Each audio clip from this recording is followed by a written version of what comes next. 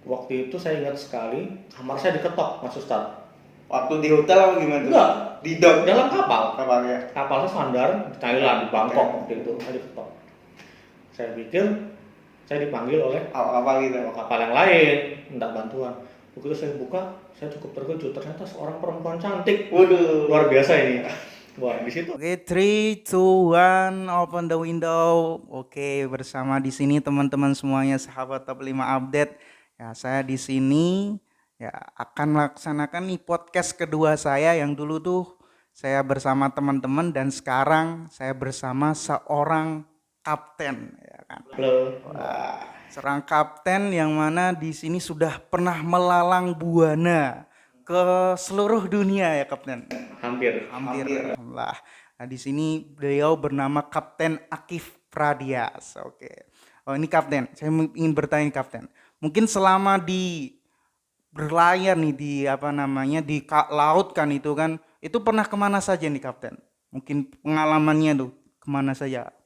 Jadi untuk menjadi seorang pelaut tentunya ya kita harus punya modal, yaitu punya ijazah kepelautan. Sebelum kita bicara panjang lebar, kebetulan saya adalah alumni dari salah satu sekolah pelayaran yang terfavorit, yaitu dari Politeknik Ilmu Pelayaran Semarang. Saya lulus tahun 2007 dan memulai berkarir di dunia pelayaran. Saya mencoba pertama kali belayar waktu itu di satu kapal kargo di Cina. Waktu itu saya cukup ya sekitar Asia waktu itu. Lumayan, jadi untuk wilayah Asia saya mungkin sudah belayar dari Jepang ya, Jepang, Korea, Hong Kong, Filipina, Thailand, Myanmar, Malaysia, Singapura. Berarti sudah pernah ke hampir Asia Tenggara hampir semua ya? Asia Tenggara sudah, cuman benua Amerika Benua Amerika belum. Ya, sama Eropa. Yang paling terjauh nih kapten? Saya pernah sampai di Irak waktu itu. Irak. Iya. Berarti Berarti di dari Timur Timur Tengah Tengah ini. nih. Nah, Timur Tengah. Oh, di situ kan di setiap ke setiap negara nih kan berbeda-beda nih kan juga setiap kan juga berganti kapal kan dan berganti awak krunya berbeda-beda lah. Itu terus gimana nih mensikapi kan sebagai seorang kapten juga seorang muslim yang taat, itu seperti apa nih, bisa diceritakan nih biar teman-teman dari sahabat bisa gimana nih? Oh ya, ini kayaknya seru banget nih kalau kita bicara tentang masalah begini. Karena saya punya pengalaman waktu saya bekerja, kebetulan sekali hanya saya orang Indonesia. Jadi saya mempunyai kru yang multinasional. Ada dari Rusia, ada Ukraina, ada dari Australia waktu itu, dari Denmark. Kebetulan saya orang Indonesia. Dan alhamdulillahnya saya masih punya jurumudi orang Pakistan waktu itu. Ya, karena kita sama-sama Muslim, nah, di situ saya ya saling mengingatkan lah. Jadi umpamanya waktunya sholat, ayo kita sholat dulu. Selagi masih bisa diajak sholat berjamaah. Terutama pada saat sholat Jumat ya. Jumat kan penting banget kan, karena kita laki-laki kan harus Jumat harus sholat Jumat, ya kan. Jadi mau nggak mau, suka nggak suka, karena sudah menjadi kewajiban kita. Ya, saya sebagai seorang muslim harus mengingatkan juga kepada teman-teman pelaut yang lain dari beraneka ragam latar belakang. Itu saya alhamdulillah ketika operasi di kapal yang krunya itu ada orang Pakistan sama orang India. India Muslim juga ya, Muslim ya, kebetulan India Muslim. Jadi ketika saya naik ke atas kapal, saya tanya kepada mereka, kamu agamanya apa? Begitu dia bilang Muslim, hati saya terketuk, ya kan? Ini gimana caranya supaya kita besok bisa Jumatan nih, ya kan? Saya ajaklah pelan-pelan. Responnya bagaimana? Ya, saya cukup kaget waktu itu. Alhamdulillah ketika Jumatan pertama dilaksanakan, Jumat berikutnya tanpa saya suruh lagi, tanpa saya ajak, mereka langsung gelar sajadah, luar biasa. Jadi di itu saking kita pertamanya punya rasa takut dulu ya berarti kapten untuk mengajak tuh kan. Apalagi juga berbeda negara, beda ras, ya kan? Jadi yang kita ambil kesimpulan adalah kamu Islam, saya juga Islam, seperti itu. Berarti di situ kan dengan teman-teman yang berbeda pemikiran lah, terus yang dari teman-teman yang beda bukan Islam nih, non Islam nih, gimana menyikapi? Mungkin ada temennya yang sholat gimana tuh mungkin? Itu juga nggak kalah penting mas, nggak kalah penting banget karena kita melihat ada negara-negara komunis yang satu kapal dengan saya gitu, dan memang ada sedikit pro kontra. Cuman karena kita bertekad, ya kan, kita udah bertekad, kita sudah memberikan pemberitahuan kepada dia bahwa saya akan melaksanakan sholat Jumat di atas kapal. Responnya pertama tentunya akan ini mas, dia akan kaget gitu loh. Kenapa kok ini kapal, tempat kerja bukan tempat ibadah, kalau mau ibadah kamu di rumah. Tidak bisa begitu. Kita memberikan pendekatan persuasif dulu kepada mereka. Kita jelaskan bahwa Muslim is my religion, so I have obey all regulation in Muslim, bilang gitu kan. Dan lama-lama mereka akan mengerti. Sempat mereka kontra, mereka ngamuk. Saya pernah berapa pengalaman Quran saya dilempar waktu itu. Dilempar ke laut, dilempar karena dia dibuang. Nah, kan ketika saya jaga di anjungan, saya kan sambil baca Quran ibaratnya kan, karena jujur aja kalau seorang pelaut itu kan kita jauh dari rumah, jauh dari mendengarkan tausiah, pengajian. Jadi ya mau yang kita bawa hanyalah Al-Qur'an, ya baca Quran. Jadi mungkin karena dia pemberisikan, dilempar Quran saya. Situ saya marah. Ketika dia marah sama saya, dia bilang begini, saya tahu Muslim itu adalah teroris. Saya bilang, saya jelasin, siapa yang bilang? Kalau memang Muslim itu teroris, hari ini juga kamu saya bunuh, ya gitu. akhirnya diam dan tidak pernah mengganggu lagi, dan kita alhamdulillah lancar untuk beribadah di atas kapal. Berarti itu memang benar-benar kita harus bisa menempatkan diri ya kan? Harus. Karena beda-beda orang, beda lagi sifatnya kan. Nah, kan mungkin juga nih, kenapa kok Kapten Akif memilih untuk menjadi pelaut kan? Bukan kan di situ masih banyak nih profesi-profesi, mungkin motivasinya apa nih buat sahabat mungkin biar tahu nih. Kan punya motivasi apa ya terpendam gitu lah. Ya. Kayaknya Ustadz Muzaki ini tahu deh dalilnya apa gitu kan. Ya wasakhara lakumul bahro litaptagu min fadlillah. Fadlillah ya kan. Jadi untuk Allah itu menciptakan kapal dan lautan itu untuk mencari keutamaannya, ya kan? Baik dari ikan-ikannya, baik dari kapal-kapalnya, ya kan? Nah kebetulan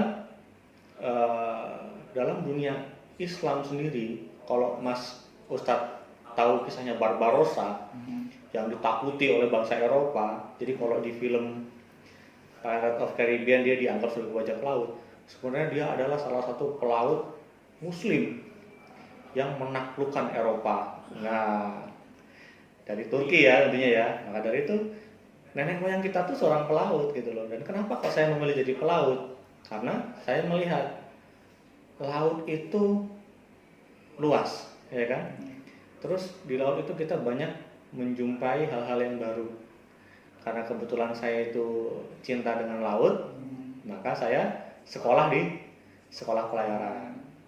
Karena pengen menjadi apa sih? Kita bagaimana bisa menjumpai negara lain tanpa ongkos, ya kan? Malah kita yang dapat uang. Ya, salah satunya adalah menjadi seorang pelaut gitu tuh. Kan juga mungkin kan kalau pelaut kan juga setiap satu kali kerja tuh kadang sampai 3 bulan nggak pulang nih. Kadang saya punya temen nih kapten kan, dia tuh kerja 3 bulan baru dapat libur 1 minggu. Lah itu rasanya gimana nih, jauh kan juga di tengah laut nggak ada sinyal juga nih, ya kan? Itu gimana cara menyikapinya biasanya kapten? Ya kalau saya teman-teman saya lurusin dulu ya.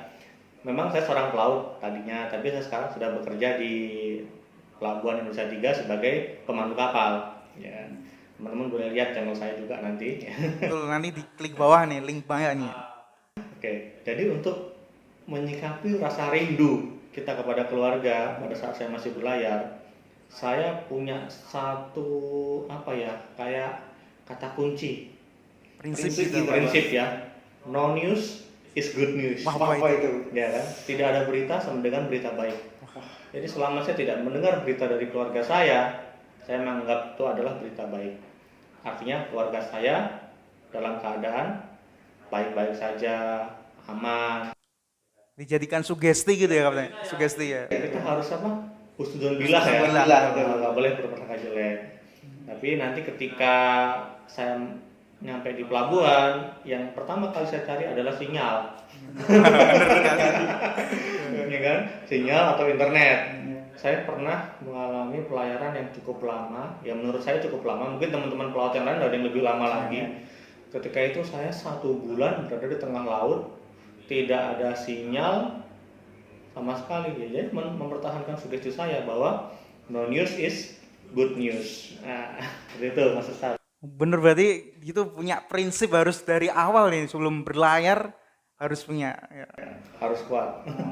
Jadi juga nih mohon maaf nih Kapten, kan biasanya emang godaannya seorang pelaut nih dari temen saya mungkin ketika kan ada berlabuh nih tuh cari makanan apa kayak buat bekal nih ya kan pesiar gitu kan, terus untuk ada awak kapal untuk nganu lah di situ kan godaannya karena saking jauhnya dari keluarga itu kan kadang mereka kadang banyak mungkin dari sekian kita sebagai seorang muslim kan mungkin kalau non muslim kan mungkin ya itu mungkin seperti itu lah, itu godaannya sangat luar biasa apalagi jauh dari keluarga nih lah, itu kan lah seperti apa mungkin kalau dari apalagi di luar negeri itu kan gimana mungkin pengalamannya nih Kapten seperti kalau di pesiar nih kan, itu gimana itu.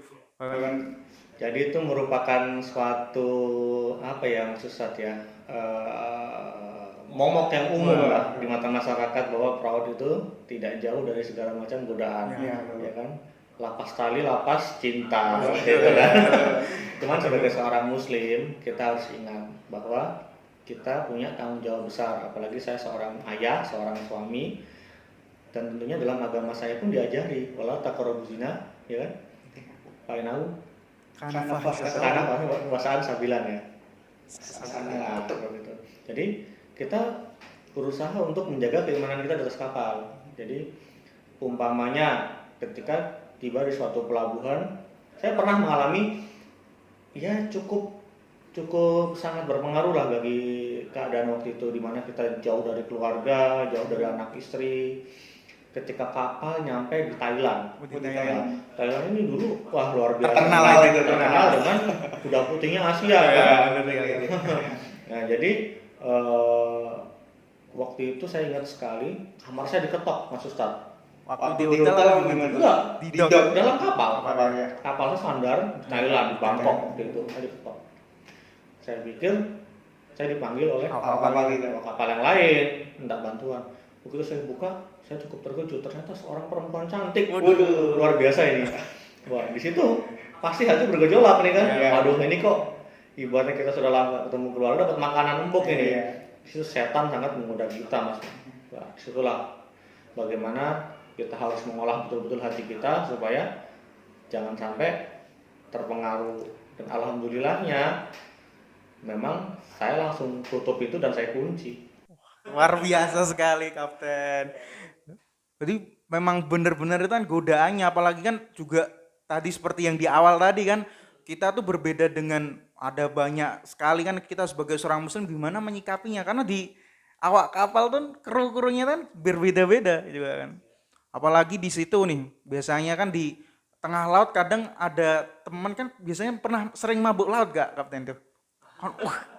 Katanya kalau teman saya ada nih sering sekali apa gimana nih untuk menyikapi mabuk lautnya itu loh?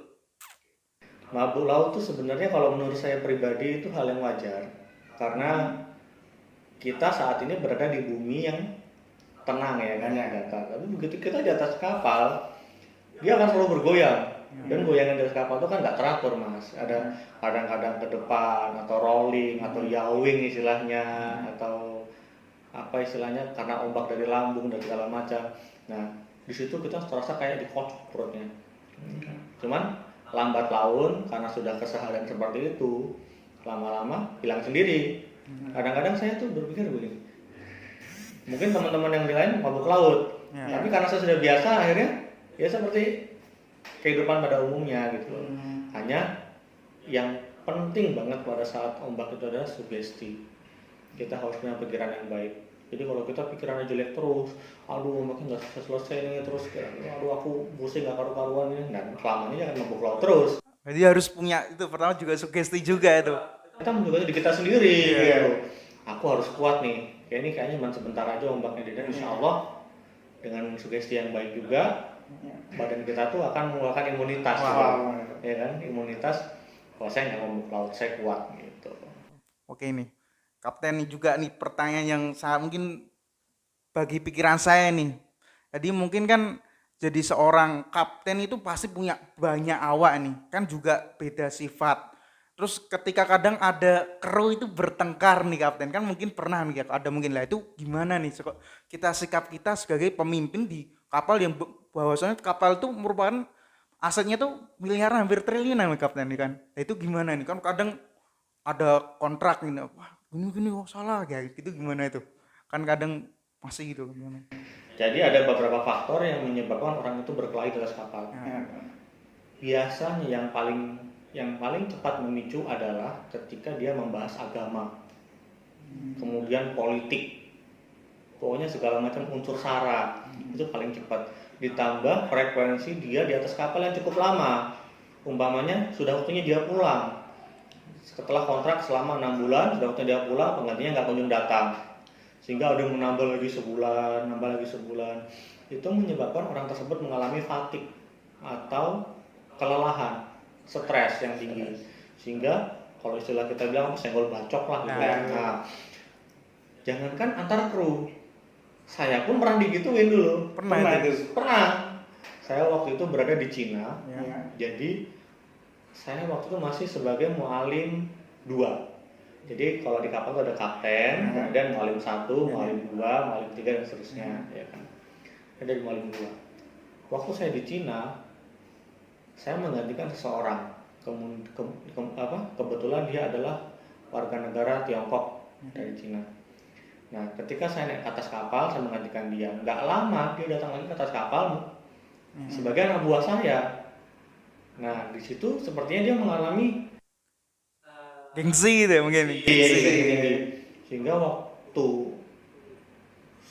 pokoknya dia kan kalau di sana kan untuk minum arak bebas ya. Nah, nggak kayak di kita kan. Jadi dia kalau makan apapun minumnya mesti bir, arak dan sebagainya lah. Sering mabuk gitu loh. Entah kenapa setiap mabuk kok selalu nyerang saya terus. Ketika saya gali-gali ternyata memang seperti itu. Akhirnya saya sebagai seorang perwira waktu itu, saya ngomong kepada kapten saya, kapten, suasana begini sudah tidak aman. Karena apabila diteruskan, suatu saat bisa terjadi pertikaian, bahkan pertikaian sampai berdarah.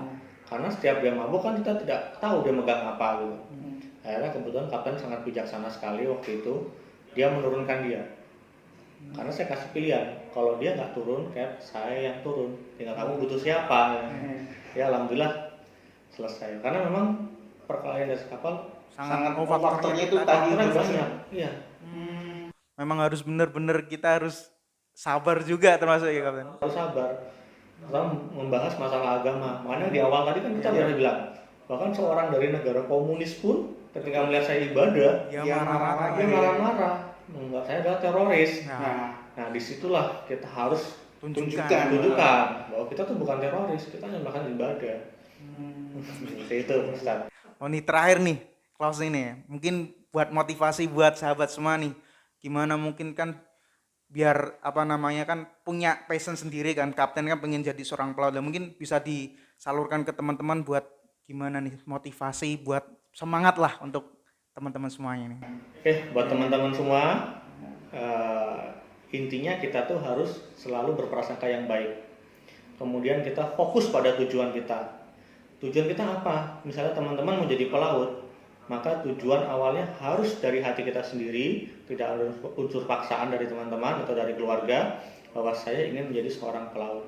Pelaut yang bagaimana? Tentunya pelaut yang tetap dalam keislamannya. Apabila teman-teman seorang muslim, sehingga pada saat teman-teman berlayar, teman-teman tidak mudah terpengaruh hal-hal yang negatif. Kalau terpengaruh hal-hal yang positif silakan saja, karena di laut itu banyak sekali hal-hal baru yang positif, namun negatifnya lebih banyak teman-teman. Jadi motivasi saya tetap berprasangka yang baik, fokus pada tujuan, dan open minded, menerima kritik dan saran yang membangun. Seperti teman-teman. Wah luar biasa, alhamdulillah jazakallah kapten, mudah-mudahan terus semangat dan juga berdakwah di pelabuhannya, dan mudah-mudahan di channelnya kapten semakin berkembang juga, dan nanti di link bawah silahkan dilihat bagaimana luar biasanya tanggung jawabnya sekarang di pelabuhan ya kapten, sebagai apa? Pandu yang apa namanya? Pemandu kapal. Pemandu kapal gitu. Ya, terima kasih kawan. Alhamdulillah jazakallahu khairan. Sekian teman-teman. Yang mudah-mudahan bisa bermanfaat di podcast kali ini. Sekian. Wassalamualaikum warahmatullahi wabarakatuh.